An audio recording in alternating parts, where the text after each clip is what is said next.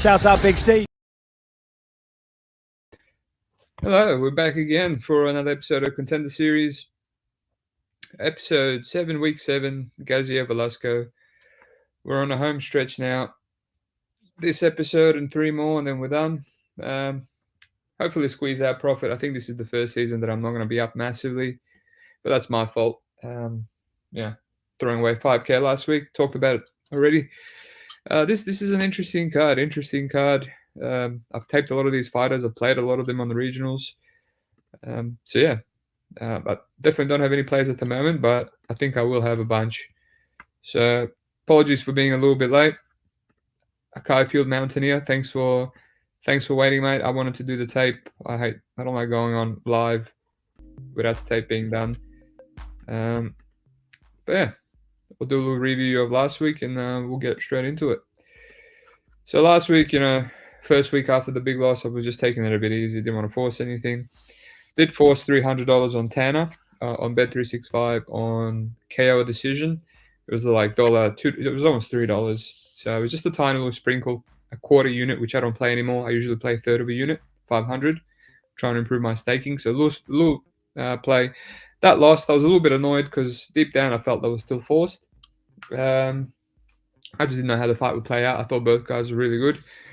But yeah, then I didn't really play anything up until the main event. I waited for square money on Lewis, and then the Peruvian Lontob ended up being around Pick'em.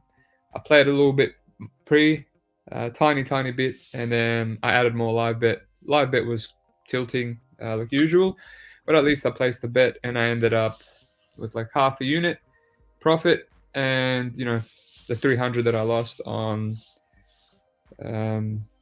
Tanner, I ended up around 500 profit. So a third of a unit, it's something. It's always good to profit after you get burned massively. So yeah, let's get into it. Igor da Silva versus Jonata Silva. Now I remember taping this Jonata Silva guy when I was taping his fight for Cage Warriors when he was fighting Stipe Berčić, which is the pretty decent Croatian fighter. I remember thinking, all these tape is, from 2016, 2017, a long time ago. And then I realized it's essentially the last time he fought. He barely ever fights. But this time around, we have the Stipe fight as well, which was almost a decision. I think I know enough about him. He's a decent Brazilian striker. He's moves in and out. He picks his shots. He rips the body. He's fluid. Good head kicks. And he's just patient, His biggest issue is he can be taken down. But yeah, he's a Muay Thai fighter through and through. And I think he's got some power as well. So I basically watched his decision to Jan Teixeira, which he avenged. I couldn't find that replay. And then I found the Serta Atlas, which is on Fight TV 2019, recent enough. And then the Stipe fight. He honestly looks the same in every fight. Like, the style is the same. Yeah, he's probably more mature. But yeah, he hurt Stipe multiple times in that round and then finished him beautifully with a round 3 knee. Stipe telegraphed the takedown and he just kind of framed and landed a beautiful knee up the middle. So yeah, he's a good striker. This Igor da Silva guy, obviously easy to tape. All finishes. Another shooter box dude, 20 years old, very young. A little bit aggressive, not much defense. I've seen him get cracked as he's pressuring someone to finish him. Got cracked, countered badly, and didn't really react, and then finished the guy first. And then in the 6 and 5, the 6 and 5 opponent hit him really bad with a straight to the body. He backed up and saved himself by going for a takedown, and then eventually submitted him with a guillotine. So yeah, I mean, he seems to be good with the striking, good with the submissions. But yeah, typical shooter box guy, very very aggressive, and lack of defense. I kind of feel like playing the dog here. I just think he's more cleaner. I think he's underestimated because Stipe took him down a billion times. Obviously, Igor can probably do that too. He does actively grapple.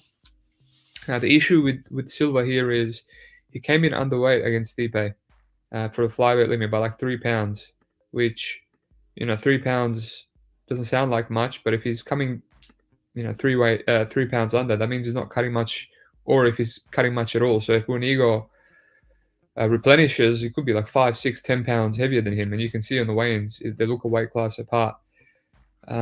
That's the thing, that the size, the size, and there's no way I'm playing Igor at worse than -200 with his defensive issues and being 20 and these shooter box guys. They're dogs. They're beautiful dog plays just because they're scrappy and they fight for your money. But as a worse than -200, yeah, not feeling it.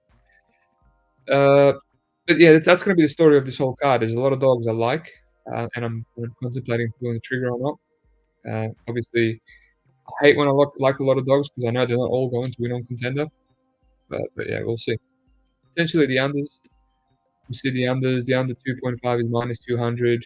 Silva's a bit of a decision machine. Uh, Igor isn't, but yeah, we'll see. Great fight though. It's gonna be a scrap.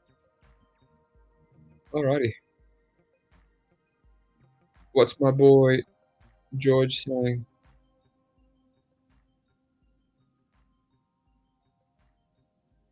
Who the hell am I? George Gennaro, legend. Please need some the NY Contender Series winners to make up for not cashing my grass ticket. Tell me about it, mate.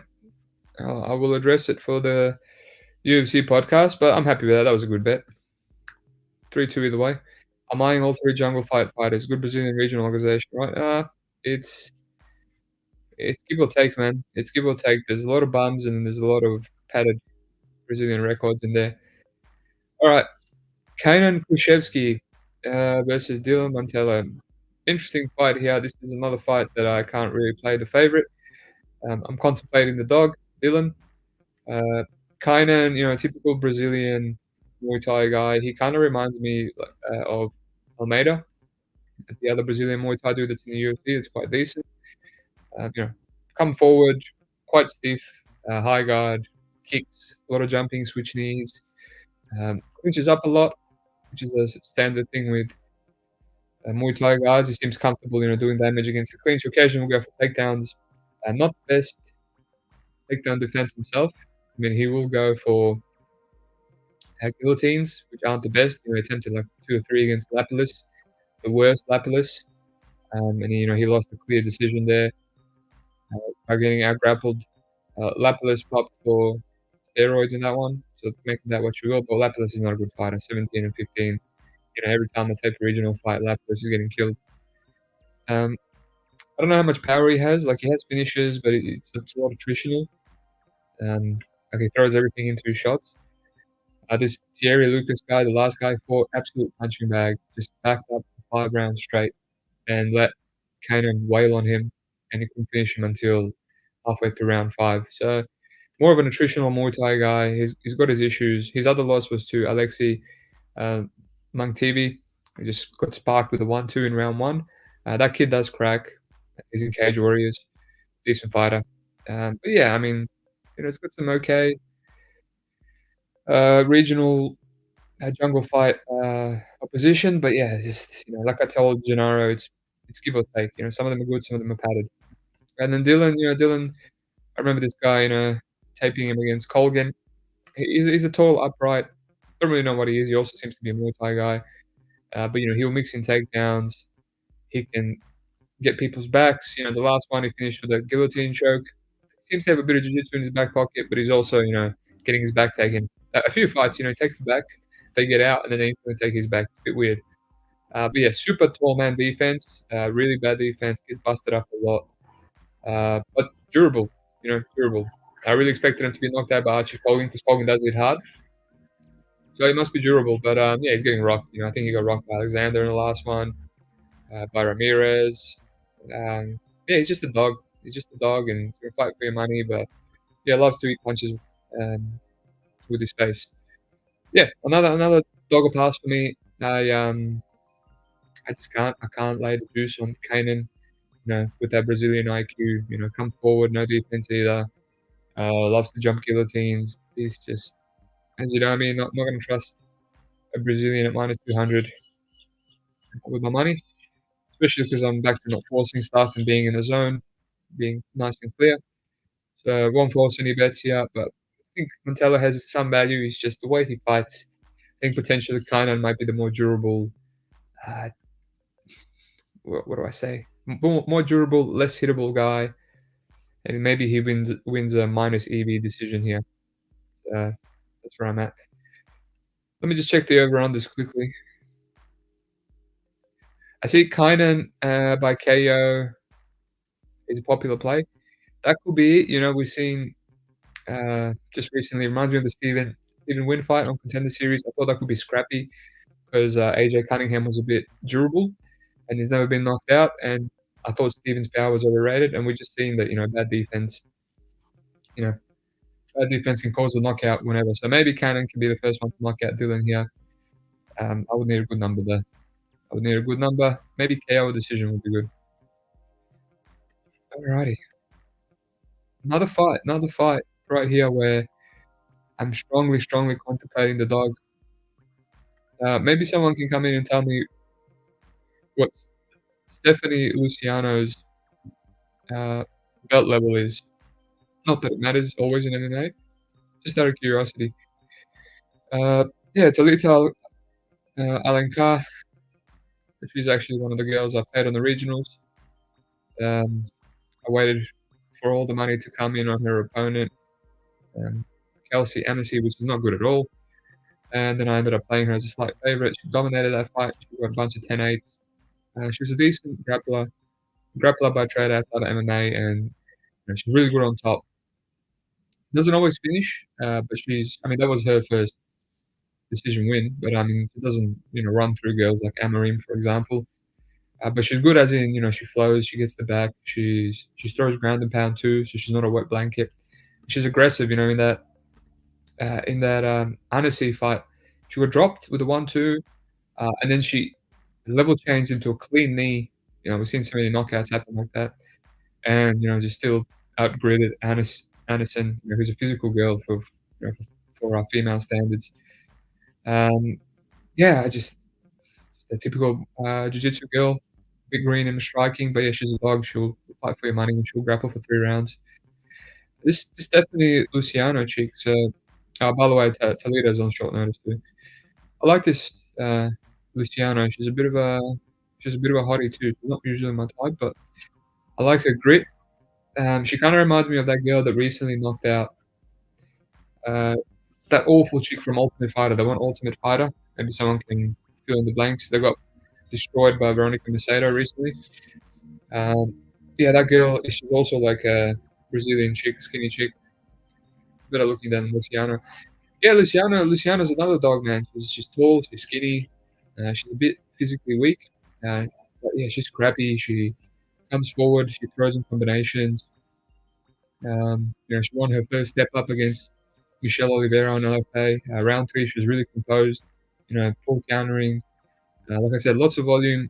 She will engage in clinching. She will get thrown around a bit just because she's not physical. She's a good scrambler.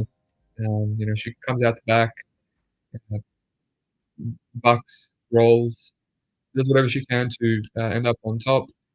And yeah, when she gets on top, beautiful ground and pound. She's trying to do damage in all positions. I like what I've seen for her as a dog, at least. You want a girl that's scrappy, and yeah, she left a good impression on me. It's just the thing is here, 23 years of age. I don't know her belt level. Um, it's one thing to like power out of bad positions on the ground against some of these girls, low level girls, but it's just when if Toledo gets on top, what's going to happen? It kind of reminds me of the fight that I lost money on, Guerrero versus Barboza. Barboza was short notice, bunch of decisions. She was a jiu-jitsu girl, not the most lethal submission girl, and I thought if Guerrero can survive, she's definitely going to win a decision, and it looked to be going that way, and then she got armbarred. Same as here. I think Luciano is going to be definitely the better striker, more volume.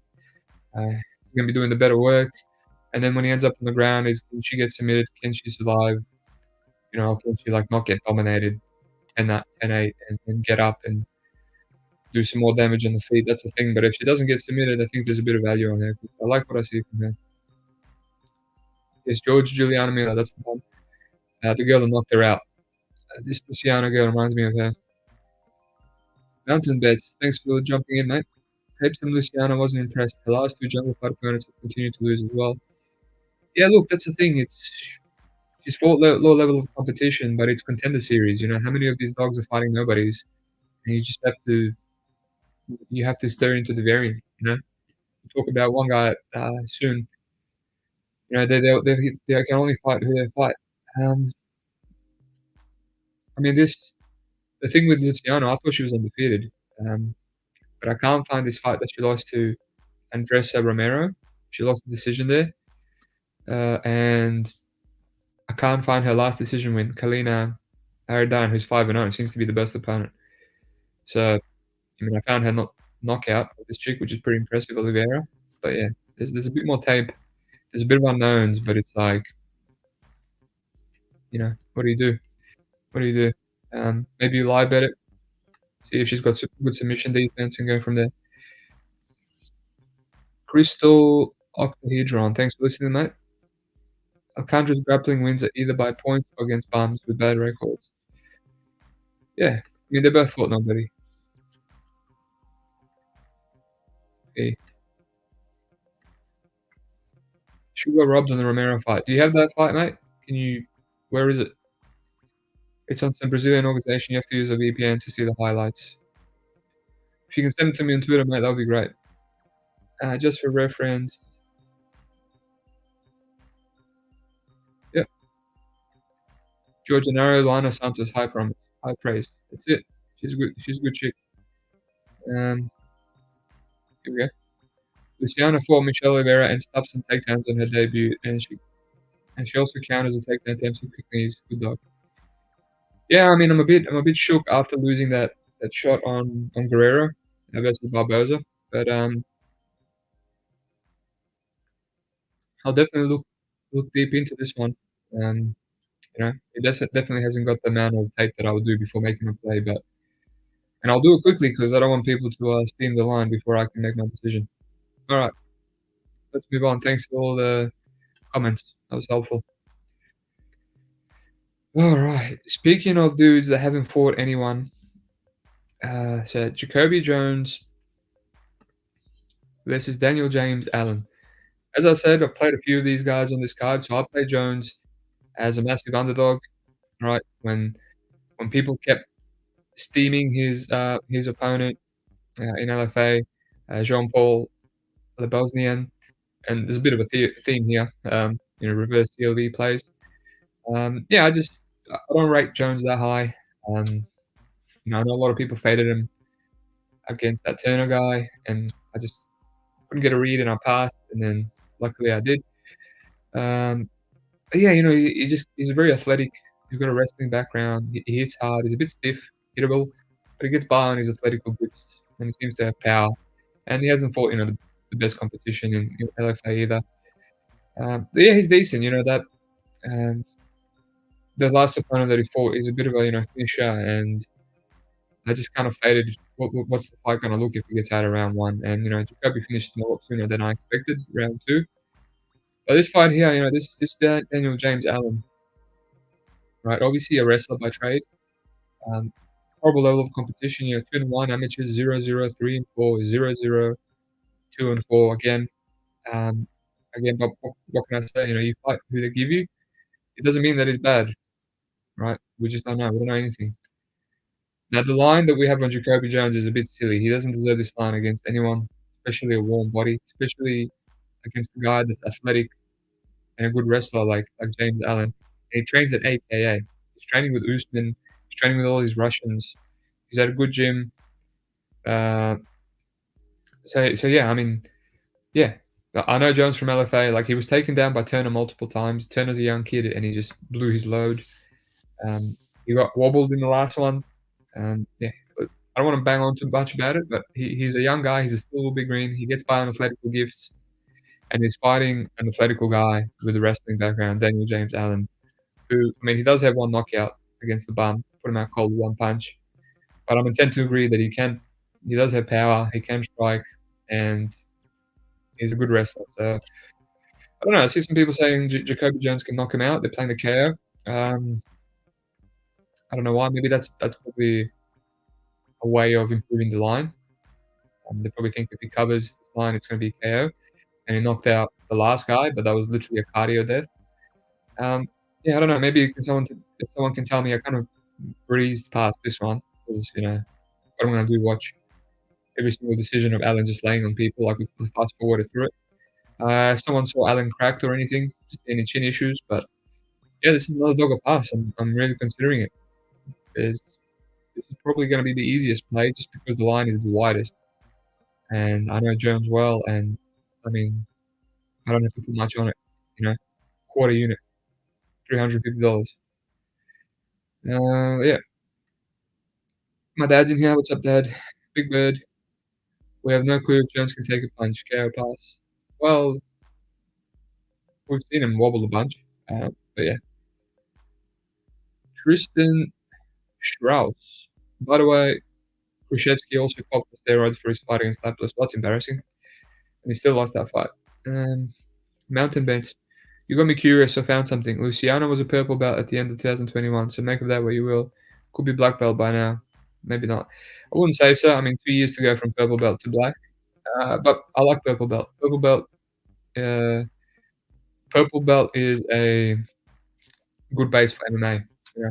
Blue belt, a little bit bummy, a little bit green maybe, but yeah, purple belt. I like that in terms of potentially surviving on the ground. Thanks for that info, mate. Big Bird, sorry, Allen, not Jones. Yeah, I get it, but if we don't know if we can take a punch, why would I play the KO then? Just stabbing it in the dark, and the line's not that great, and Jones doesn't hit that hard. Uh, Crystal, Lapis popped for steroids and got 3 months suspension. Imagine roiding and having a 15-17 record at the time. Well, he wasn't always on roids, mate. That's why he sucks. Before you know, she has a purple belt for years. Exactly, that's what I mean. Yeah, but it's a good base. Even if you got her purple belt, it's a good base. Well, thanks for that info. But if she's been a purple belt for a long, long time, then you know, confidence increase. That's what you want. All right, Shamil Gaziev, Greg Velasco. A bit of a potentially a showcase for old mate Shamil here. I used a really bad photo of him in the thumbnail. He looks fat as all hell. He's definitely has a smaller gut. All right, what is there to say here? I've seen Shamil run through some bums. I see he got rear naked choked in round one in the amateurs, 2019. That wasn't that long ago, 4 years. That would make him, 27 around there. So I thought, all right, this Velasco guy seems to have grappling, seems to have jits. Maybe another dog I like. But yeah, these last three fights, beating Kirill Kornilov, who was a 13-0 dude in areas at the time. A lot of people telling me he could be UFC level. That's the first time I've seen him. That also wasn't a split. I thought it was a clear win. And then obviously knocking out my boy Darko Stosic, which is not the most amazing thing. Darko is not the great. I will always say that. But he's just knocking him out with one punch, one uppercut when Darko has an iron chin. That's what impressed me. He did get dropped there as well by Darko's best hand, the left hand, but he just popped straight back up. So he obviously has a good chin too. And he ate a clean one before that and didn't react. So he would go for takedowns and he would just maul people on the ground. Can he do that to Greg? I mean, Greg seems to be a decent wrestler, tough. But, again, another guy with really low level competition. Who's the best guy he beat? It's Ronald Coleman, 3-0 in CFFC. And he's getting taken down himself. This Kevin Sears guy took him down multiple times. Edwin Smart took him down multiple times. Round one, round two. And at that point, it's like, with all that top time from Gaziev, who rained bombs, would Velasco be able to survive? Velasco ended up locking in a meme heel hook there against Smart. And his wrestling is also worse than Gaziev's. He doesn't have much power. He's mostly cage pushes. Gaziev's bigger, more athletic, faster. I'm contemplating the under 1.5. Under 1.5 rounds, just because there's a chance Gaziev maybe runs through him. He's got a lot of under 1.5s. I mean, Stosic in under 1 round is impressive, the one punch. And this Pavel Delitko dude landed a big bomb on him in round 2. But yeah, maybe his KO is paying a bit better, just because I don't know how much I value Velasco's round 1 finishing equity, right? Especially if there's a lot of cage pushing, etc., etc. That's where I'm at now. If I was going to play Velasco, I would play him live bet. I'll play him live when, Gaziev kinda slows down and he's not able to get his wrestling off, et cetera. Yeah, I've seen Gaziev taken down, but he kind of explodes up. There's a big difference in explosion here and athleticism. So Gaziev, maybe look at some unders, look at some finished props. But yeah, I mean, this Greg Velasco could be a very durable hillbilly guy. Uh, so yeah, I don't know. Very durable hillbilly guy, we'll see. All right, what do we got? Crystal for the Luciano fight, Google Combate, Luciano. Thank you, mate. You're a legend. I'll look at that fight after this. I saw Gaziev get rocked by a southpaw uppercut as he attempted to take down by the fence. I can see Greg landing potentially. Uh, yeah, who rocked him then, mate? Who rocked him? Because Greg can't bust the great. Big Bird KO is 20 cents better than 1.5. Yeah, I might just take that. 20 cents is not much, but then it gives me, you know, all of round two, maybe round three. Um, Actually, I wouldn't play KO because Gaziev has a couple of rear naked chokes. What's his inside the distance? Probably the same as under 1.5. Alrighty. Well, that's it. Not a bad card. I think it's got potential. So Igor da Silva, Jonathan Silva. Dogger pass for me. It's a shame about Silva's size. I think he's the more polished guy here, but Igor has the size and he's going to go for takedowns, and Silva has bad takedown defense. So maybe live bet, maybe some unders. Khrushchevsky versus Montello, Dogger pass. I'm leading pass. It's a bit of a shit show. Talitha, Alankara, Stephanie Luciano. Definitely leaning Dogger pass. Yeah, I'll have to look into Luciano. Kind of like what I see from her. Jacoby Jones, Daniel James Allen, big Dogger pass. I think I might just play Allen. That's probably the easiest click out of the whole card. And Shamil Gaziev, Greg Velasco. Gaziev should win. Could get sweaty if he gets early, but maybe look at some finish props under 1.5. Big athleticism and power edge, yeah. Yeah, that's it. Nice and short. Apologies for being late again. But yeah, I think it's a decent card. I'm going to have some plays. Confident the mojo is back. And we'll try work out of this hole and profit for the last few episodes of the season. Big Bird, Darko dropped him. That's what he means. Oh, Darko, right. Yeah, well, Darko, he's like a truck, man. Darko, he's a killer. Gregory P, something Roxanne on YouTube. Gregory P. I think that's the guy that also took him down. All right, yeah. He had a bit of adversity there, but he still knocked him out round two. Tristan, Velasco fought Hamdi. He did, and he lost, which leads me to believe he got wrestled by a more athletic and better wrestler. It's around the 5-minute mark. Gaziev versus Gregory fight. Thank you, mate. Yeah, it is what it is. Thank you for the comments. Like, subscribe. I'm really close to 500. Might do something special for the 500 subscribers. Start giving away some money again, for comments and stuff. $50. So yeah, appreciate the support and good luck on your bet.